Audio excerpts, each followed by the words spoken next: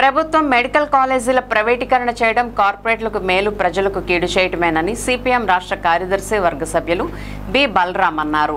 CPM ఆధ్వర్యంలో బుధవారం ప్రభుత్వ ఆసుపత్రి వద్ద ప్రజల నుండి సంతకాలు సేకరించి ధర్నా నిర్వహించారు. జిల్లా ప్రభుత్వ ఆసుపత్రి మాజీ సూపరింటెండెంట్ డాక్టర్ రావి గోపాలకృష్ణయ్య తొలి సంతకాన్ని చేసి కార్యక్రమాన్ని ప్రారంభించారు. ఈ సందర్భంగా బలరాం మాట్లాడుతూ రాష్ట్ర ప్రభుత్వ పీపీపీ విధానంపై తీవ్రంగా విమర్శించారు. ప్రభుత్వం పెట్టుబడితో నిర్మించిన మెడికల్ కాలేజీలు ప్రభుత్వమే నిర్వహించాలన్నారు. 5,000 కోట్లు ఒక్కసారే కానీ ప్రతి బడ్జెట్లో 600 కోట్లు చొప్పున కేటాయిస్తే ప్రజలకు ఎంతో మేలు జరుగుతుందని అన్నారు. సిపిఎం ఏలూరు జిల్లా కార్యదర్శి రవి మాట్లాడుతూ ఏలూరు ప్రభుత్వ ఆసుపత్రి జిల్లా ఆసుపత్రి హోదాను కోల్పోయిందన్నారు. తద్వారా పడకల సంఖ్య సౌకర్యాల లేమితో ప్రజలు ఇబ్బందులు పడుతున్నారని వాపోయారు. జిల్లా ప్రజల అవసరాల దృష్ట్యా జిల్లా ప్రభుత్వ ఆసుపత్రి హోదాను సౌకర్యాలను పునరుద్ధరించాలని డిమాండ్ చేశారు. డాక్టర్ రావి గోపాలకృష్ణయ్య మాట్లాడుతూ ప్రభుత్వ వైద్యశాలలు లేకపోతే సామాన్యుడు ఆరోగ్యానికి ఎవరు బాధ్యత వహిస్తారని ప్రశ్నించారు. మెడికల్ విద్య ప్రభుత్వ విద్యారంగంలో ఉంటేనే పేద విద్యార్థులు డాక్టర్లుగా మారుతారని వివరించారు. ప్రభుత్వ ఆసుపత్రుల పరిరక్షణ కోసం ఐక్యంగా ఉద్యమించాలని పిలుపునిచ్చారు.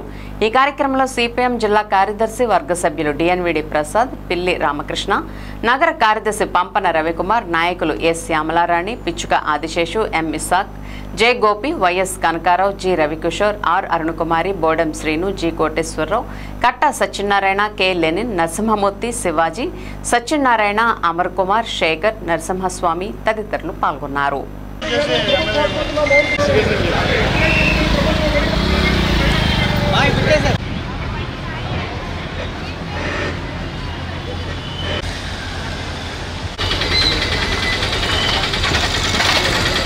ప్రభుత్వ హాస్పిటల్స్ని పీపీపీకి ఉపయోగించడానికి ఎంత మాత్రం సమంజసం కాదు.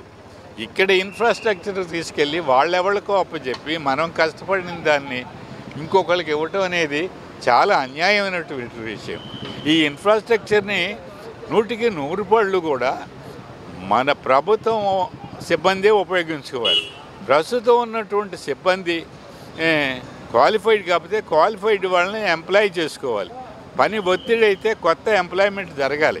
ఇది చేసి అంతేగాని మనం కష్టపడి ఏర్పరచుకున్న సిబ్బందిని ఇన్ఫ్రాస్ట్రక్చర్ని వాళ్ళు ఎవరికో కొద్ది బెనిఫిట్ కోసం వాళ్ళకి ఇవ్వటం అనేది ఏమాత్రం ఆలోచిస్తే ఏమాత్రం సమంజసం కాదు. దాన్ని వెంటనే వెనక్కి తీసుకోవాలి. ఇందులో సెకండ్ ఒపీనియన్ అనేది లేనే లేదు. మేము ప్రైవేట్ వ్యక్తులకు అప్పచెబుతున్నామని ముఖ్యమంత్రి గారు, కూటమి నాయకులు, అధికార యంత్రాంగం ప్రకటన చేసింది. ఈ ప్రకటనని వెంటనే ఉపసంహరించుకోవాలని డిమాండ్ చేస్తున్నాం. ఏలూరు జిల్లా కేంద్రం అయినటువంటి ఏలూరు ప్రభుత్వ ఆసుపత్రి దగ్గర ఈ రోజున నిరసన కార్యక్రమాన్ని పెద్ద ఎత్తున నిర్వహిస్తున్నాం. పీపీపీ అంటే ప్రజాధనాన్ని అప్పనంగా ప్రైవేటు వ్యక్తులకి దారాదత్తం చేయటమే, పందేరం పెట్టడమే, అంతే తప్ప ప్రజలకి సౌకర్యాలు కల్పించడం మాత్రం కాదు.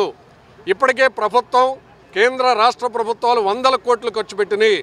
త్వరలోనే ఆ ప్రభుత్వ వైద్య కళాశాలల నిర్మాణాన్ని పూర్తి చేయొచ్చు, ప్రజలకు అందుబాటులోకి తేవచ్చు.